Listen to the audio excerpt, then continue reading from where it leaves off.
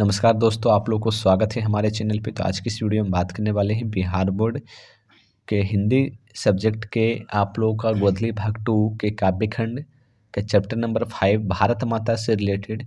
ये जो चैप्टर है इससे रिलेटेड जो भी ऑब्जेक्टिव हो सकते हैं जो आप लोगों को बोर्ड एग्जामिनेशन में इंपॉर्टेंट है वो सभी इस वीडियो में करवाने वाले हैं। तो आप लोग इस वीडियो को पूरा देखिएगा। चलिए, सबसे पहला जो सवाल है इस चैप्टर से रिलेटेड कि यहाँ पर पहला सवाल दिया गया है, भारत माता कहाँ निवास करती है। पहला ऑप्शन दिया गया है, भारत माता कहाँ निवास करती है। पहला ऑप्शन दिया शहर में, पहाड़ में, गांव में या फिर नदी में। तो इसका सही उत्तर क्या हो जाएगा? तो एक का सही उत्तर हो जाएगा ऑप्शन नंबर सी, गाँव में। चलिए क्वेश्चन नंबर 2 पे 2 नंबर प्रश्न में दिया गया है। 2 नंबर प्रश्न में दिया गया है कि पंत को किस कृति के लिए भारतीय ज्ञानपीठ पुरस्कार मिला। पंत को किस कृति के लिए भारतीय ज्ञानपीठ पुरस्कार मिला। पहला ऑप्शन दिया गया है युगपथ, ग्राम्य, चिदम्बरा, योगांत। तो 2 नंबर प्रश्न का सही उत्तर हो जाएगा ऑप्शन नंबर सी, चिदम्बरा। चलिए प्रश्न नंबर 3 में दिया गया है, भारत माता कविता में भारत का कैसा चित्र प्रस्तुत किया गया है। भारत माता कविता में भारत का कैसा चित्र प्रस्तुत किया गया है। पहला ऑप्शन दिया गया आदर्श, काल्पनिक, यथातथ या फिर इनमें से कोई नहीं। तो 3 का सही उत्तर हो जाएगा ऑप्शन नंबर सी, यथातथ्य। चलिए क्वेश्चन नंबर 4 नंबर प्रश्न में दिया गया है कि भारत माँ के श्रेष्ठ मुख की तुलना, भारत माँ की श्रेष्ठ मुख की तुलना कवि ने किससे की है। सूर्य से, कंचन से, पुष्प से, छाया युक्त चंद्र से। तो 4 का सही उत्तर हो जाएगा ऑप्शन नंबर डी, छाया युक्त चंद्र से। चलिए प्रश्न नंबर 5 नंबर प्रश्न में दिया गया है, सुमित्रानंद पंत ने मिट्टी की प्रतिमा उदासनी किसे कहा है। मूर्ति को, माता को, बेमाता को, भारत माता को। तो इसका 5 का सही उत्तर हो जाएगा ऑप्शन नंबर डी, भारत माता को। चलिए प्रश्न नंबर 6 प्रश्न नंबर 6 में दिया गया, भारत माता शीर्षक प्रगीत पंत किस काव्य संकलन से लिया गया है। तो 6 नंबर प्रश्न का सही उत्तर हो जाएगा ऑप्शन नंबर बी, ग्राम्य। चलिए प्रश्न नंबर 7 नंबर में दिया गया है कि सुमित्रानंद पंत का जन्म कहाँ हुआ था। पहला ऑप्शन दिया कौसानी में, श्यामली में, चंपारण में या फिर मेरठ में। तो इसका सही उत्तर हो जाएगा 7 नंबर का ऑप्शन नंबर 1, कौसानी में। यानी कि इनका जो जन्म है वो कहाँ हुआ था ये पूछा गया, कौसानी में। चलिए प्रश्न नंबर 8 में दिया गया है, यहाँ पे टाइपिंग मिस्टेक होगा। प्रश्न नंबर 8 में दिया, पंत ने अंतिम काव्य लिखा था। जो पंत है सुमित्रानंदन पंत, उनका अंतिम काव्य क्या था। पहला ऑप्शन दिया गया है उछा बास, बादल, युगावनी या फिर लोकायतन। तो इसका सही उत्तर हो जाएगा 8 नंबर प्रश्न का ऑप्शन नंबर डी, लोकायतन। चलिए प्रश्न नंबर 9 नंबर प्रश्न में दिया गया है कि पंत जी ने, सुमित्रानंदन पंत जी के पिता का क्या नाम था। पहला ऑप्शन दिया गया है गंगादत्त, गंगाधर, सिरधर या फिर शिवदत्त। तो 9 नंबर प्रश्न का सही उत्तर हो जाएगा ऑप्शन नंबर ए, गंगादत्त। चलिए प्रश्न नंबर 10 में दिया गया है कि गीता प्रकाशिनी किसके लिए प्रयुक्त है। गीता प्रकाशिनी किसके लिए प्रयुक्त है। पहला ऑप्शन दिया धरती माता का, पृथ्वी माता, सीता माता या फिर भारत माता। तो 10 का सही उत्तर हो जाएगा ऑप्शन नंबर डी, भारत माता।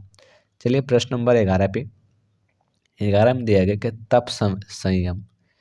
तप संयम जो है कौन सा समास है। तप संयम कौन सा समास है। 11 का सही उत्तर हो जाएगा ऑप्शन नंबर सी, द्वंद्व समास है। चलिए प्रश्न नंबर 12 नंबर में दिया गया है कि सरदेहु हासनी कौन है। तो 12 का सही उत्तर हो जाएगा, पहला ऑप्शन है जनता, प्रजा, माता या फिर भारत माता। तो 12 का सही उत्तर हो जाएगा ऑप्शन नंबर डी, भारत माता।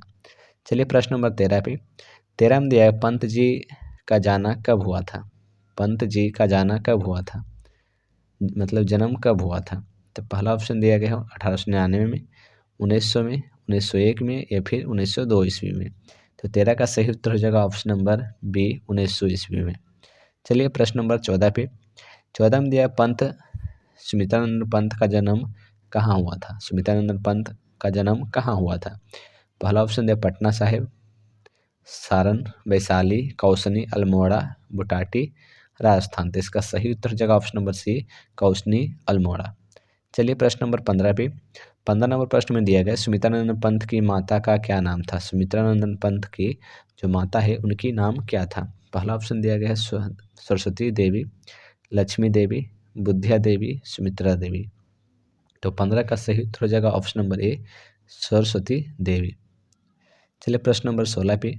16 में दिया गया पंत जी ने हाई स्कूल की शिक्षा कहाँ पाई है। पंत जी ने हाई स्कूल की शिक्षा कहाँ पाई है। पहला ऑप्शन दिया मुगल सराय में, बनारस में, हरिद्वार में या फिर पाटलिपुत्र में। तो इसका सही उत्तर हो जाएगा 16 नंबर प्रश्न का ऑप्शन नंबर बी, बनारस में। चलिए प्रश्न नंबर 17 पे। 17 में दिया गया सुमित्रानंदन पंत किस युग के कवि माने जाते हैं। तो पहला ऑप्शन दिया भारतेंदु युग के, द्विवेदी युग के, छायावेद युग के या फिर इनमें से कोई नहीं। तो 17 का सही उत्तर हो जाएगा ऑप्शन नंबर सी, छायावाद युग के कवि माने जाते हैं। चलिए प्रश्न नंबर 18 पे। 18 में दिया है कि भारत माता कविता के रचनाकार कौन है। 18 नंबर प्रश्न में दिया भारत माता कविता के रचनाकार कौन है। तो इसका सही उत्तर हो जाएगा सुमित्रानंदन पंत। चलिए प्रश्न नंबर 19 पे। युगवाणी किनकी रचना है। युगवाणी किनकी रचना है। युगवाणी किनकी रचना है। तो पहला ऑप्शन दिया महादेवी वर्मा का, सूर्यकांत का, सुमित्रानंदन पंत का या फिर इनमें से कोई नहीं। तो इसका सही उत्तर हो जाएगा 19 नंबर का option number C, Sumitranandan Pant का। चलिए प्रश्न नंबर 20 पे। 20 में दिया है पंत जी ने प्रवासनी किसे कहा है। पंत जी ने प्रवासनी किसे कहा है। भारतीय जनता को, भारत माता को, भारत माँ के संतान को या फिर इनमें से कोई नहीं। तो इसका सही उत्तर हो जाएगा 20 नंबर का ऑप्शन नंबर बी, भारत माता को। चलिए प्रश्न नंबर 21 पे। 21 नंबर प्रश्न में दिया है कि कवि पंत जी को किसका हास्य राहु ग्रसित दिखाई पड़ता है। तो अंग्रेजी का, भारतीयों का, भारत माता का या फिर इनमें से कोई नहीं। 21 का सही उत्तर हो जाएगा ऑप्शन नंबर सी, भारत माता का। चलिए क्वेश्चन नंबर 22 पे। 22 नंबर प्रश्न में दिया गया है कि ग्राम्य काव्य संकलन की कविताओं पर किसका प्रभाव है। तो पहला ऑप्शन दिया गया है यथार्थवाद का, अरविंद का, गांधी का, अध्यात्मवाद का। तो 22 का सही उत्तर हो जाएगा ऑप्शन नंबर ए, यथार्थवाद का। चलिए प्रश्न नंबर 23 पे। 23 नंबर प्रश्न में दिया गया है कि गंगा यमुना को कवि ने किसके रूपक के रूप में प्रस्तुत किया है। किसके रूपक के रूप में प्रस्तुत किया है। तो 23 का सही उत्तर हो जाएगा ऑप्शन नंबर सी, भारत माता की दो आँखों के रूप में प्रस्तुत किया है। चलिए प्रश्न नंबर 24 पे। 24 नंबर प्रश्न में दिया गया है प्रकृति का सुकुमार कवि किसे कहा जाता है। प्रकृति का सुकुमार कवि किसे कहा जाता है। पहला ऑप्शन दे निराला को, भारतेंदु को, जयशंकर प्रसाद को या फिर पंत को। तो 24 का सही उत्तर हो जाएगा option number D, Sumitranandan Pant को। चलिए प्रश्न नंबर 25 पे। 25 नंबर प्रश्न में दिया गया है पंत जी किस युग के कवि थे। पंत जी यानी सुमित्रानंदन पंत जो है किस युग के कवि थे। तो इसका सही उत्तर हो जाएगा छायावाद युग के कवि थे। चलिए प्रश्न नंबर 26 पे। 26 नंबर प्रश्न में दिया गया पंत को किस रचना पर ज्ञानपीठ पुरस्कार प्राप्त हुआ था। पहला ऑप्शन चिदम्बरा, सत्यकाम, लोकायतन, स्वर्ण किरणको। तो 26 का सही उत्तर हो जाएगा ऑप्शन नंबर ए, चिदम्बरा रचनाकार पे इनका ज्ञानपीठ पुरस्कार प्राप्त हुआ था। चलिए प्रश्न नंबर 27 पे। 27 नंबर प्रश्न में दिया है कि भारत माता के संबंध में क्या सही है। भारत माता के संबंध में क्या सही है। पहला ऑप्शन दिया गया है शैलवासिनी, नगरवासिनी, ग्रामवासिनी, विंध्यवासिनी। तो 27 का सही उत्तर हो जाएगा ऑप्शन नंबर सी, ग्रामवासिनी। चलिए प्रश्न नंबर 28 पे। पंत जी का अंतिम काव्य था। पंत जी का अंतिम काव्य क्या था। तो इसका सही उत्तर हो जाएगा ऑप्शन नंबर ए, लोकायतन। चलिए प्रश्न नंबर 29 पे। 29 नंबर प्रश्न में दिया गया शरतेंदु शब्द का शाब्दिक अर्थ क्या है। तो 29 का सही उत्तर हो जाएगा ऑप्शन नंबर डी, शरद ऋतु का चंद्रमा। चलिए 30 नंबर प्रश्न में दिया गया पंत जी का निधन कब हुआ था। 30 नंबर प्रश्न में दिया गया है पंत जी का निधन कब हुआ था। तो इसका सही उत्तर हो जाएगा 30 नंबर का ऑप्शन नंबर ए, 29 दिसंबर 1977 ईस्वी को। तो इस चैप्टर से रिलेटेड इतने ही ऑब्जेक्टिव हो सकते थे जो हमने करवा दिए हैं और आप लोग इस ये बोर्ड एग्जामिनेशन में इम्पोर्टेंट हो सकते हैं। तो आप लोग इस वीडियो को पूरा देखिएगा। धन्यवाद।